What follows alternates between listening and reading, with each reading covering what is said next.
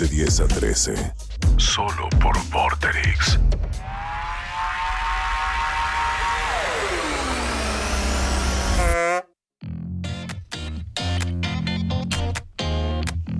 Once y 33, estos queridos humanos en Vorterix, que también le llamamos DX con Cordara cuando nos juntamos a la tarde a cranear. No sé cuánto va a durar esto, si ya me llegó el mail de Cordara diciendo no me nombres más. Pero por ahora le estiramos un montón. Gerencia, yo siempre pico arriba, ¿viste? Nunca abajo, siempre terraza, nunca sótano. Ahora, Luqui, nos vamos a poner serios un minutito, ¿no? Dale, me parece bien. Porque ha llegado, ha bajado de su nave. Hoy no vino en bicicleta Seba Davidowski para traernos toda la realidad. ¿Cómo va? Ah, gracias. Hola. Gracias por los aplausos. ¿Qué haces? Es la persona que mejor informa en el planeta Tierra. ¿Pero por qué aplaudís como una persona muy rara? ¿Eh? Es un Porque aplauso rarísimo. quería que se sienta... No se vio en imagen tu aplauso, Bienvenido. pero fue rarísimo. A mí Mejor un poco que no lo que se me vio. molestó es que terminó Lucas solo aplaudiendo y que el resto se sumó un poco más tarde. Pero porque O sea, no avisa nada. Claro. ¿Sabes? No fue coordinado, no es que no fue la misma sensación la que tuvieron ustedes que la que tuvo Lucas. Seba Davidowski. Ahí va. Con toda la realidad. Ahora sí me gustó. ¿Cómo Ahora estás, sí. Seba? Bien. La verdad que los venía escuchando. Sí. Así que... ¿Y te arrepentís de estar acá? No, para nada. Ah, ¿no? Si no, no hubiera venido. Seba, se me ocurre a mí. Bueno, a mí me gusta sacarle el lado creativo a todos los participantes del programa, Me ¿no es encanta. cierto? Y estábamos hablando. ¿Por qué pones cara ¿Qué ya? vas a hacer? ¿Que no confías en la creatividad de Seba? Hoy, no, en tu creatividad. Ah, no confío. en la de hoy, ¿no? Porque hoy está rebajo todo. Seba, estuvimos tirando nombres para una panchería que se quiere poner Tamara con Lucas, una panchería vegana, para que haya panchitos veganos.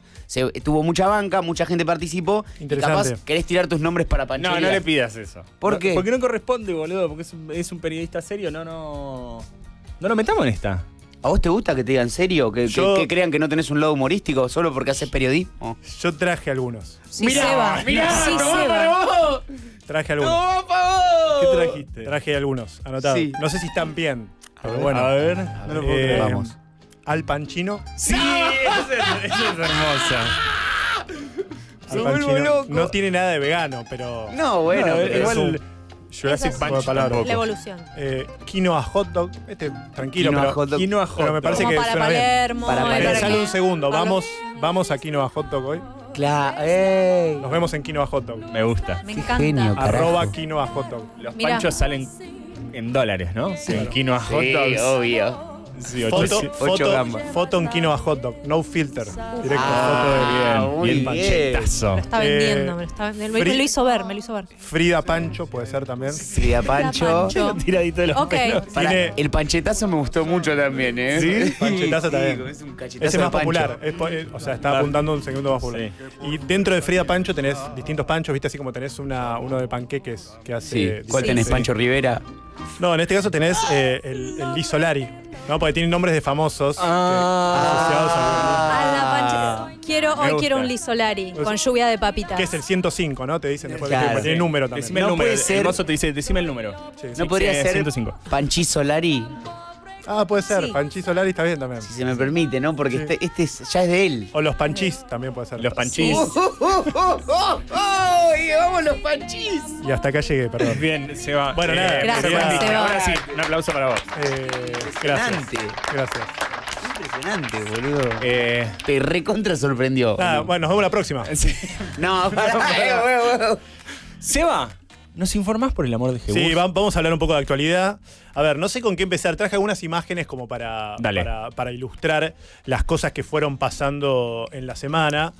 A ver, la principal, no sé, empezamos si querés con lo que pasó ayer con la vacunación, con esa fila de adultos mayores de 80 años Sí. que estuvieron ayer haciendo la fila justamente para vacunarse en la ciudad de Buenos Aires. Sí. Lo cual generó, una imagen muy triste.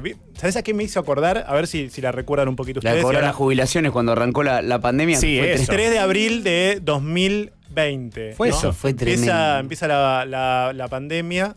En la Argentina empiezan las medidas de restricción, cierran los bancos. Yo creo que hay alguien hay alguien siniestro que le da placer que los viejitos hagan colas. Porque esto no es solamente en esta situación. Vos vas a cualquier. Lo ves muy seguido, lo ves iba a decir la marca, en lugares para pagar facturas, lo ves en lugares, lo ves en sedes de ANSES en muchos lugares. Ves colas de ancianos en la calle. Es impresionante. Bueno, los bancos, en todos ¿no? los bancos.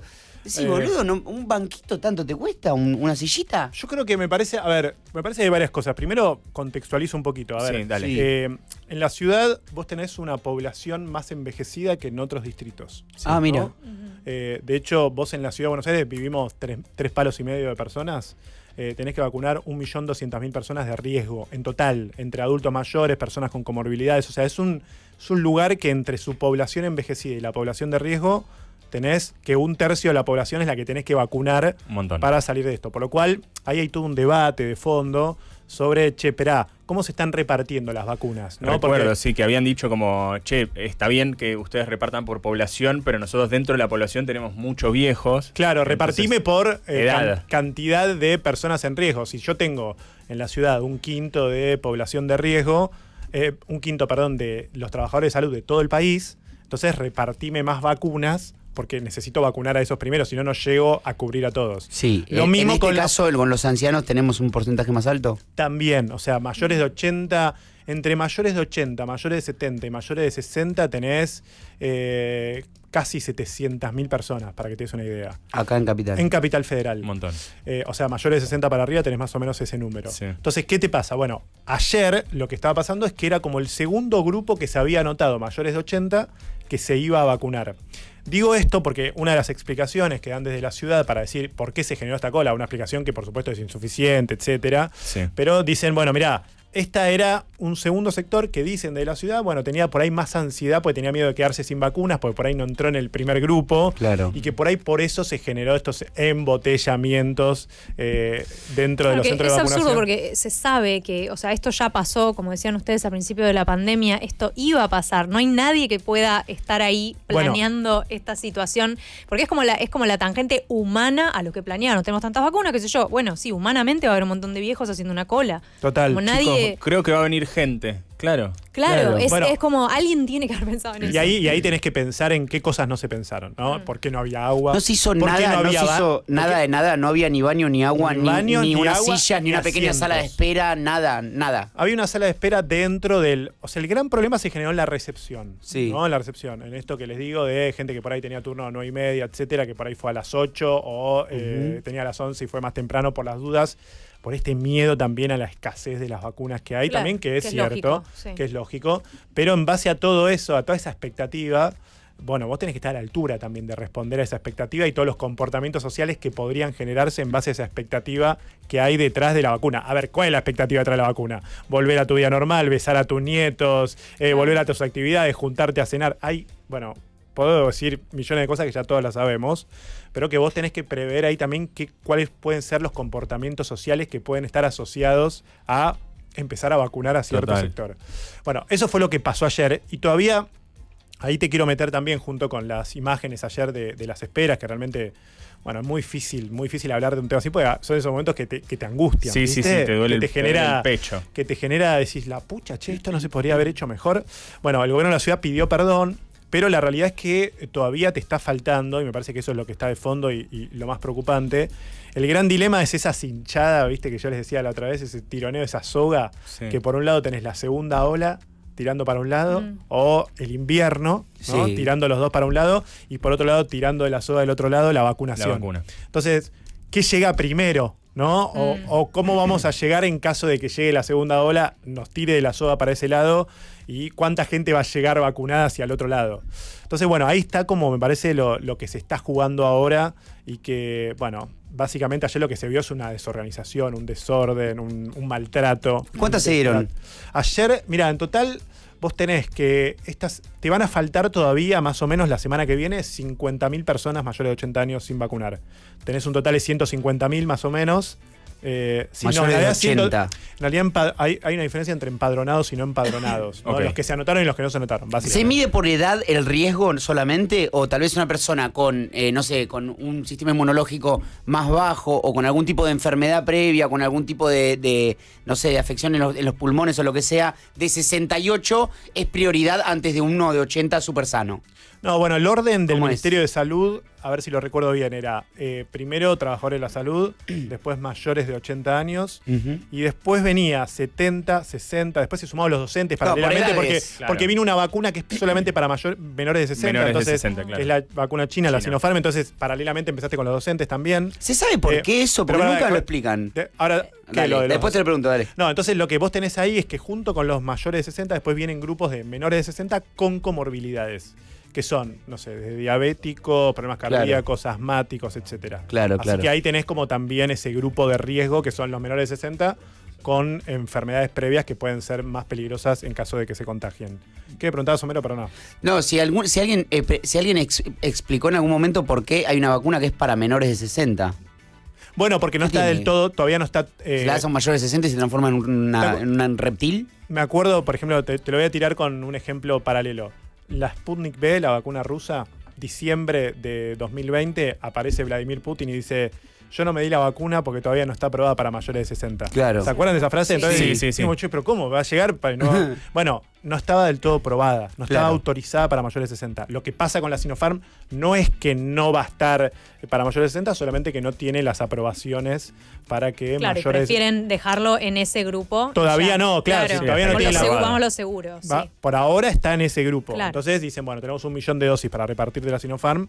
Bueno, hagámoslo con menores de 60 años. Bien. Bueno, segundo tema, pasamos Por a... favor. a ver, vamos al tema, bueno, está relacionado con la pandemia, que es el tema Formosa. Sí. Que es un tema que también está... ¿Por qué está relacionado con la pandemia?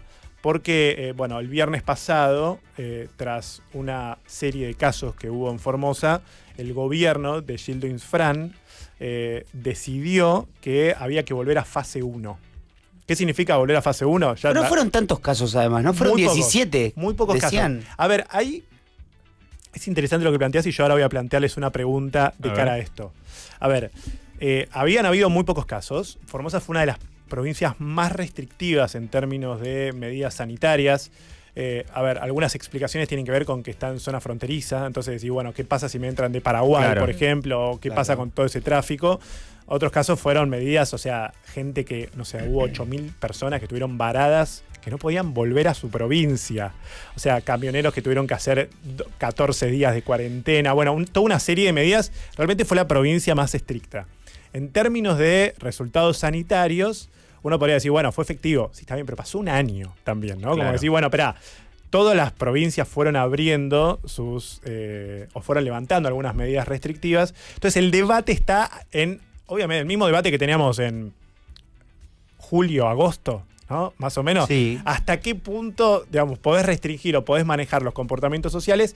Y por supuesto está el tema económico también, y hasta qué punto algunos comercios pueden sostenerse solamente habiendo abierto sus locales durante, en algunos casos, durante 40 días en un año. ¿Qué era la urgencia, la mayor urgencia o no? La gente que decía, si no hago un mango ahora, me muero me muero de hambre y de depresión. Si Sí, no, es que- una de dos, chicos, realmente necesito Bueno, abrir. es que en un momento por lo hablamos, favor. creo que lo hablamos la semana pasada, que en su momento, a ver, hubo momentos donde la pandemia fue claramente ubicada en una dimensión, ¿no? La dimensión sanitaria. Sí, sí. ¿no? Claro. Lo que primaba. Vamos a cuidarnos, vamos a, digamos, medidas sanitarias, cada uno, quédate en casa, ¿no? Todos Sí. Sí. esos mensajes.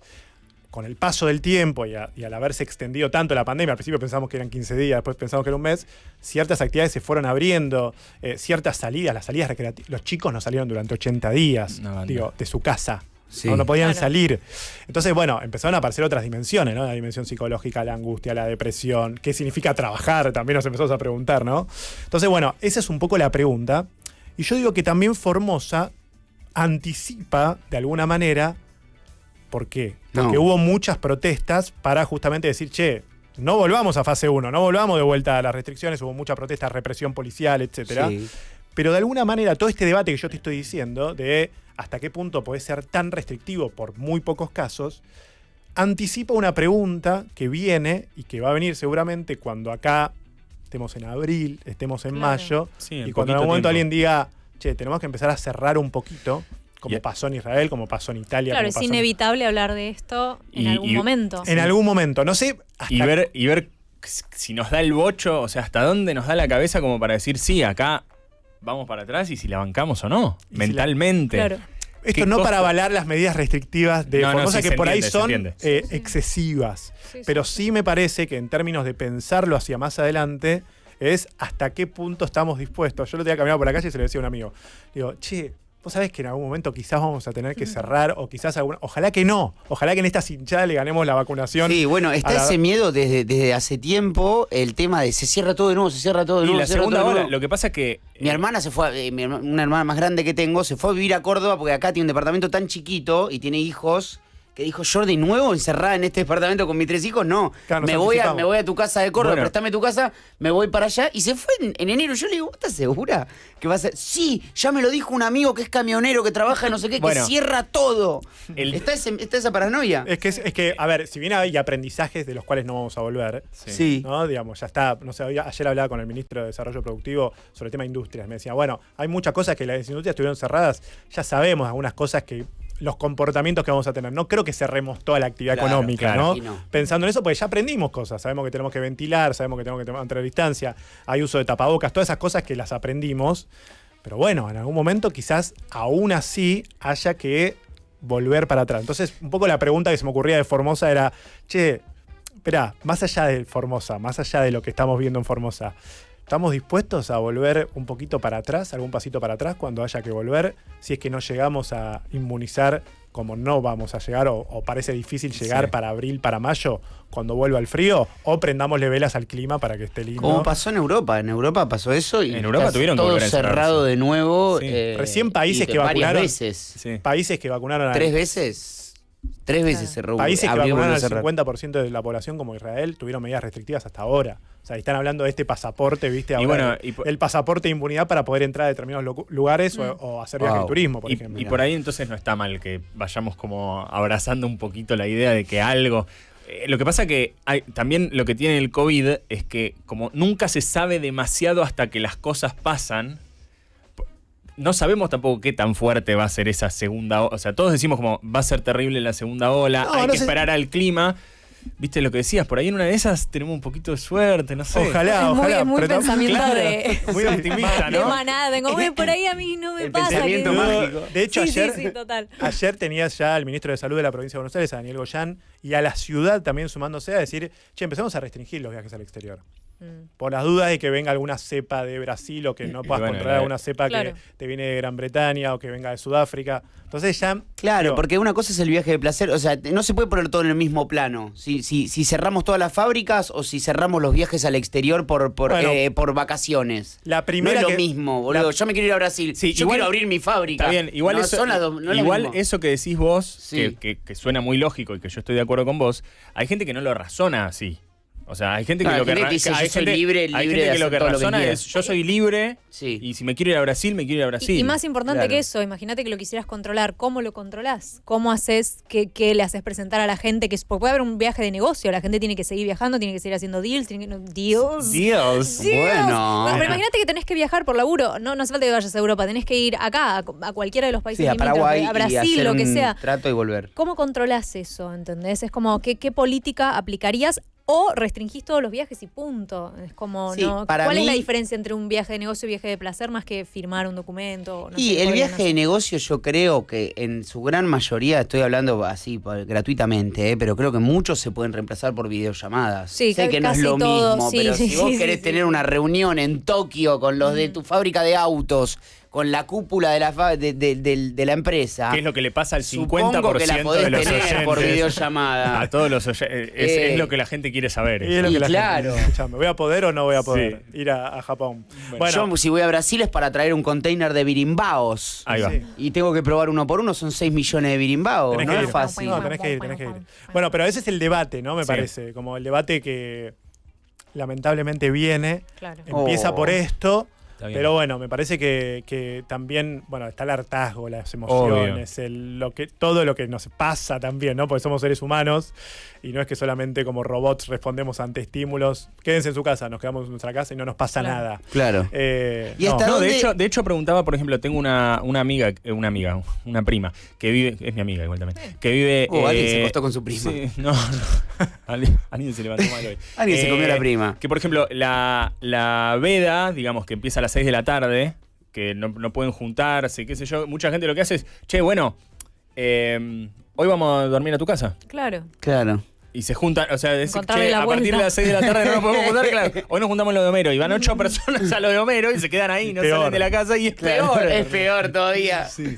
Termina siendo peor. Bueno, listo, con esto cerramos los 2 temas sanitarios. Me meto en el... Yo tenía una pregunta más, perdón, pero digo, ponemos el ejemplo de Israel, ponemos el ejemplo de países de Europa.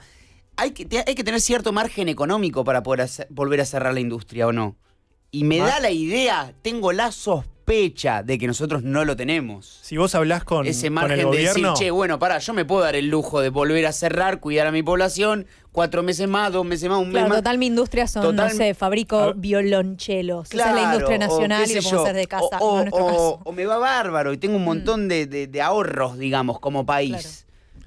Bueno, no hay espalda. No hay espalda. La respuesta es, no hay margen. Lo hablas con el gobierno y te dicen, no hay margen. De hecho, en el presupuesto, que es como una guía, ¿no?, de lo que va a pasar en el 2021, el gobierno te saca 2 ítems muy importantes. Uno es ATP, que es la ayuda para pagar salarios, que pagaba en algunos casos hasta el 50% de los salarios. Y en otro caso te saca el IFE, que era las 10 lucas que se otorgaron 3 veces de emergencia, a familiares que no tenían trabajo, habían perdido ingresos, etcétera.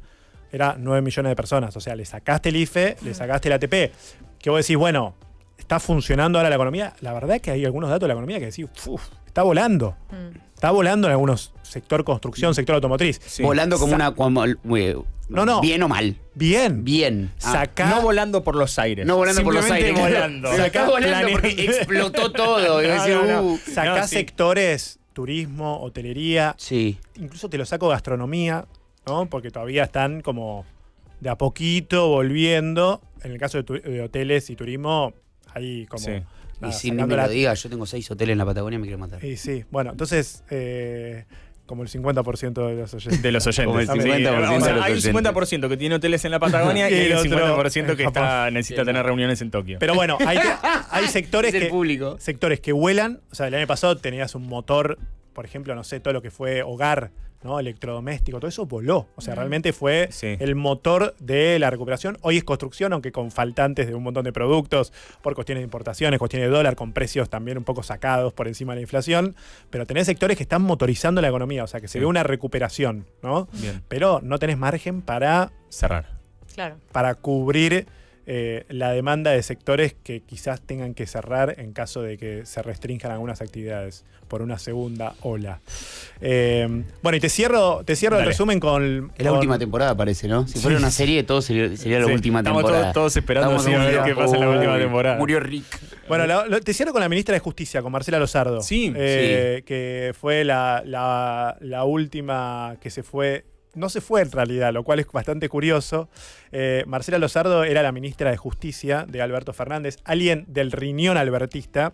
Y digo riñón albertista porque, a ver, acá lo interesante es entender que el frente de todos es un frente en el cual tenés el peronismo, el albertismo, el kirchnerismo y el masismo. Total. Entonces, vos tenés todas esas patas jugando en el gobierno. De hecho, se habla mucho del loteo. ¿Qué es el loteo? Bueno, si te pongo la cabeza a un kirchnerista, te pongo de segundo un albertista. Claro. Si acá te pongo un ministro masista, te pongo de segundo un kirchnerista. Y así van... Equilibrando fuerzas. Equilibrando fuerzas, ¿no? Que a veces es más fuerte el equilibrio que operativamente a veces se dificulta las cuestiones entre Pero hay lotes más grandes y lotes más chicos. Hay espacios más de poder. Hay poder ahí adentro porque... Bueno, eso es interesante que planteas, porque justamente... Me imagino que el kirchnerismo es más fuerte que el albertismo. Sin dudas, porque aparte como movimiento es mucho más fuerte, históricamente es mucho más fuerte, obviamente, el albertismo aparece, ¿no? Emerge a partir de una construcción un poco más amplia que el kirchnerismo, justamente para ganar y derrotar a Mauricio Macri. Pero ahí tenés a Marcela Lozardo, que es amiga de Alberto Fernández, socia del estudio jurídico con Alberto Fernández cuando no son funcionarios, que es la que le dice a Alberto Fernández, lo dice el lunes, que se va a ir del cargo. ¿Por qué? Porque está agobiada. Dice Alberto Fernández, me dijo que está agobiada. Claro, y ahí aparece la discusión sobre, obviamente las causas judiciales que están detrás de Cristina Fernández de Kirchner y la idea también de la vicepresidenta, que ella misma lo dice en el alegato el otro día con la Cámara de Casación, de necesitamos, incluso Alberto Fernández lo dice, necesitamos alguien para esta etapa distinta a Marcela Lozardo. ¿Por qué? Otro tipo de perfil. ¿Por qué? Porque se están jugando... ¿Que no sea tan amiga, decís? ¿O vamos allá? Las acusaciones tienen que ver con lo siguiente. Primero, hay una reforma judicial que se está votando en el Congreso, que tiene media sanción, y que, según los sectores más duros, dicen Marcela Lozardo no la empujó todo lo suficiente, ¿no? Esa reforma judicial básicamente lo que hace es diluir el poder de los jueces federales, que son los jueces que investigan causas de corrupción en el gobierno. Entonces ahí tenés una. Después tenés cambios en la Corte Suprema que algunos están impulsando para hacerla más operativa y mejor operativa. Todas causas en las que quizás Lozardo, bueno, como dice Alberto Fernández, quizás se siente agobiada o no quiere pelearse con el Poder Judicial, que es un poder muy fuerte en la Argentina, antiguo, muy enquistado, que tiene algunos privilegios, como que muchos de sus jueces, la gran mayoría, no pagan ganancias, o sea que tienen como una especie de privilegios que vos decís, ¿qué pasa acá? Sí, es el Senado romano. A la vez Alberto Fernández propuso un control cruzado, que el Congreso controle a los jueces. Marcela Lozardo evidentemente no está muy de acuerdo con esa medida, que sectores más duros del kirchnerismo ya empezaron a impulsar una comisión que investiga a los jueces. Es como un punto de presión gigante su rol, porque hay presión por todos lados. Sobre todo me parece porque es uno de los puntos que más le interesan a Cristina Fernández de Kirchner. O sea, no es una suposición ni siquiera esto que les estoy diciendo. Ahora, también es como decía Sócrates, si te gusta el durazno, bancate la pelusa. Bueno, eso me parece que eso habla un poco del agobio. Gracias. ¿No? Gracias, para algo fui a la facultad. Bueno, sí, pero también es lo que te toca en el momento en que asumiste. Y pero vos no podés, ante tu máximo desafío, decir, estoy agobiado, me voy. Bueno, pero por ahí no quería vacaciones pagas para ser ministra de Justicia, no eras... Pero por ahí no sabías la cruzada que se te venía o el nivel de presión que ibas a tener en determinados... O los desafíos, ¿no? Y me parece que eso también, como conclusión final, habla un poco también de cómo va a quedar el equilibrio de fuerzas dentro del Frente de Todos, porque se va alguien muy del riñón de Alberto Fernández en esos términos, y del reemplazante, de quién sea el reemplazante... ¿Qué banderita tiene? Va a depender dentro de la coalición. Repito, es una coalición de gobierno que hubiera sido lo mismo con Mauricio Macri si asumía, porque el vicepresidente era nada más ni nada menos que Miguel Ángel Pichetto si ganaba. Claro. O sea, también era un frente electoral también con el fin de derrotar a su rival. Pero bueno, hay muchas ideas. ¿Hay candidatos? Tengo uno. Lorenzetti. No va a ser. ¿Qué te parece? No, justamente Lorenzetti. ¿Cómo la ves? Justamente el expresidente de la Corte Suprema no va a ser. No va a ser un candidato. Pero bueno, ahí me parece que es otro de los temas también de estos días, porque habla también de los desafíos muchas veces que tienen, que tiene la coalición de gobierno, el Frente de Todos, a la hora de repartir fuerzas y que haya equilibrio también de opiniones de distintos sectores a nivel interno. ¿Elisa Carrió? No la veo.